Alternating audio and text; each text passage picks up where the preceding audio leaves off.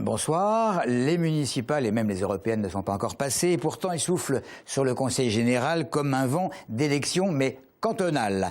Enfin départementale, puisque c'est leur nouveau nom. Hier, les élus ont pris connaissance de la nouvelle carte des cantons. Certains sont plus petits, d'autres plus grands. En tout cas, il y a deux certitudes. Il y en a moins et parité oblige. Certains hommes vont devoir céder leur place au profit de la gente féminine. Les explications de Maxime Lemaine. Conformément à la réforme des collectivités territoriales, l'Essonne passe de 42 à 21 cantons aux populations plus ou moins équivalentes. Une situation qui ne plaît pas à Dominique Écharoux, conseiller général de Dourdan, affilié au groupe UMP et apparenté. Je pense, si vous voulez, que de faire des cantons immenses, je passe notamment pour le Sud-Essonne, c'est sûrement pas comme ça qu'on aura des élus de proximité. Actuellement, qu'est-ce qu'ils demandent les gens? Qu'est-ce que demandent les citoyens? De nous voir à côté de chez eux, souvent, etc. Et là, on va faire des cantons monstrueux. Vous imaginez les cantons de 60 000 habitants pour le Sud-Essonne, c'est énorme.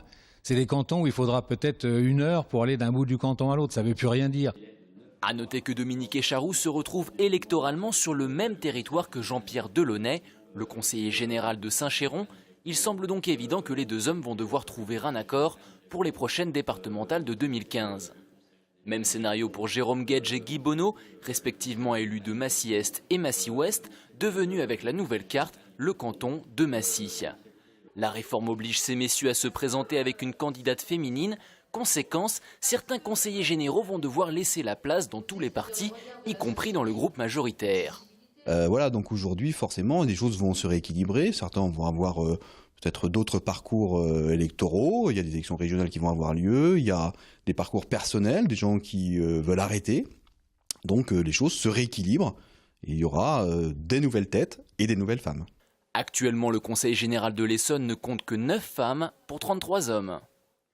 La mobilisation des lycéens à présent, on sait que certains politiques comme Jean-Vincent Placé se sont positionnés en faveur des manifestations, mais dans le même parti d'Europe Écologie Les Verts, la députée de la Somme, Barbara Pompili, estime avoir une divergence d'appréciation avec le sénateur essonnien. Barbara Pompili qui avoue regarder avec bienveillance ceux qui descendent dans la rue pour défendre des idées humanistes, mais l'élu se dit donc opposé à ce que des politiques appellent les lycéens à manifester. Des lycéens dont la mobilisation a quelque peu faibli aujourd'hui. Rappelons que les jeunes gens réclament l'arrêt des expulsions de jeunes scolarisés, le retour de 2 lycéens, Leonarda et Katchik. Nous avons demandé à quelques Essonniens leurs sentiments à propos de cette mobilisation. On les manipule, les lycéens. Si on veut que ça bouge, il faut manifester. Donc si les étudiants ne font rien, il ne se passera rien. C'est plus du bruit qu'autre chose. Ils ont leur mot à dire aussi, c'est les futurs dirigeants du pays. Plutôt que d'aller en cours, ils sont dans la rue et après les vacances, on ne les voit pas manifester. Les élèves, ce qu'ils ont fait, ouais, c'était bien. Moi, je trouvais que c'était bien pour manifester le fait qu'on n'exclut pas les gens comme ça, quoi, surtout des enfants. Elle n'aurait pas été évacuée vers le Kosovo dans les conditions que l'on sait, c'est-à-dire sortie du Dunkerque, on n'en aurait pas parlé. Le gouvernement a résolu le problème et d'une manière, je crois, très correcte. La jeunesse, c'est l'âge de toutes les exaltations. Donc il suffit qu'il y ait un sujet un peu polémique et tout de suite les lycéens se sentent concernés. Maintenant, il faut peut-être parfois distinguer leur enthousiasme, leur implication, qui est un bon signe, et puis la justesse de leur cause et surtout la justesse dans le temps. Ce qu'il faudrait faire, c'est retrouver des lycéens qu'on a interrogés sur un sujet 10 ans plus tard et voir ce qu'ils pensent de leur intervention 10 ans plus tôt. Et on verrait qu'ils ont pris le recul critique que quand on est adulte, on a sur parfois leurs interventions. Cette information que l'on tient du collectif contre l'islamophobie en France, une lycéenne voilée a été agressée hier soir à Évry. La jeune fille affirme avoir été attaquée par les occupants d'un véhicule qui la suivait. L'un d'eux serait sorti du véhicule pour retirer son voile. L'adolescente aurait été jetée au sol, injuriée, frappée à plusieurs reprises. Blessée et choquée, elle a été conduite aux urgences et la police évidemment enquête.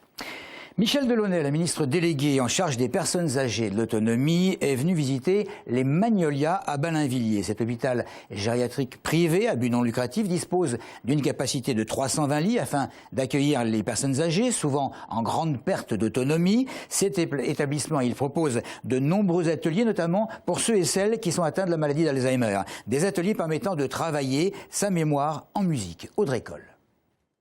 Les pieds tambourines en rythme, les mains dansent et les participants chantent à l'unisson. La musique dans cet atelier joue un rôle important. Elle crée d'abord un lien entre les résidents eux-mêmes et elle fait travailler leur mémoire. Une nécessité notamment pour ceux qui souffrent de la maladie d'Alzheimer.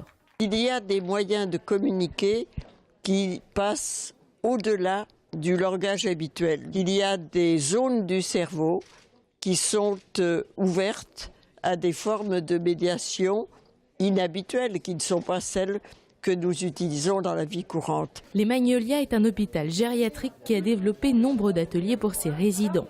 Des jeux de coopération qui font travailler les muscles, une socio-esthéticienne pour reprendre soin de son corps ou encore une salle Snozelen pour une stimulation multisensorielle. Toutes ces choses sont extraordinairement importantes.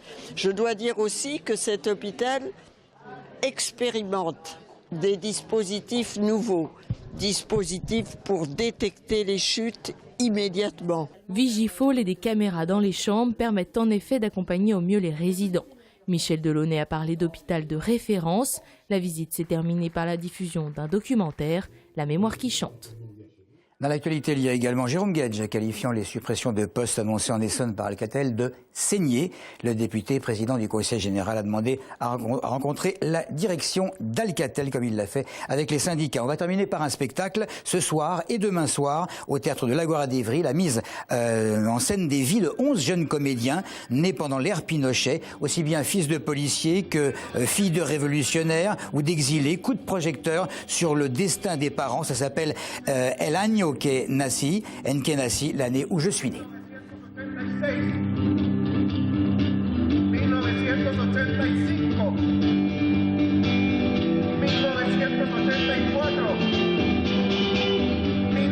1979.